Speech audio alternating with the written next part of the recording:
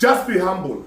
When I say be humble and respect the hustlers and respect the distributors that are selling this product all over.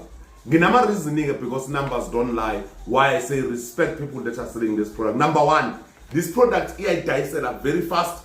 Number two, it's affordable. Number three, extra benefits. Iyasebenza umuntu osebenzisa le product uyalulama egulelo omningi abantu basizakala nge product ama testimony ke nqwaba ngeke ngikhuluma testimony out there uzowathola hamba uyosearcha ngale juice. Now ngifuna siye kumuntu ofuna uqala ibusiness nofuna ukwenza imali ukuthi why you to respect abantu abadala le product. Le product mangabe uyithenga kanje ngifuna ubuko lama pack ipack izina 24 phakathi kanje. Le pack la 24 uyithola ngamalini. Ngifuna ukukhuluma umuntu ofuna uqala ibusiness othi ngifuna uDecember wamushaye ngi right and ngifuna uba right empilweni eyami ngishintsha impilo. La u600 rand lo. U600 rand ungenza amabhodlela lawo 24.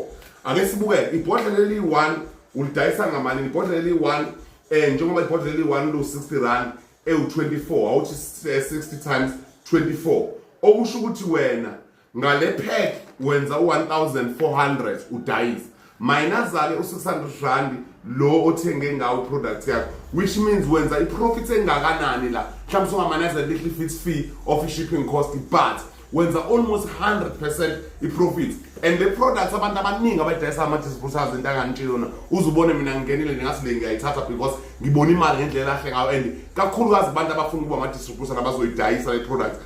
Ngiyabona ama consumers ayithengayo na yonke into ngoba iyathengwa futhi a lot. Abantu bathenga nga2 nga3 ama pack because abantu basuke befuna ukuthi iba last inyanga yonke. But laba bafuna ukudayisa nabafuna ukwenza imali serious ilula imali la ngoba wenza 100% profit and the product iyayidayisela. And kumanje kuma areas amaningi eSouth Africa uthothi kunama areas angabikho khona ama distributors. Mawufuna ukuba distributor ufuna ukudayisa ngeplug ehlamba kwaboni ngakini noma endaweni yangini idayisa le product and uyafuna ukuthi ngeplug uyidayisa wenza imali ngoba iyayihambela. Imagine if uzodayisa 24 njalo ngelanga wenza profits kana ngiza nga 100%.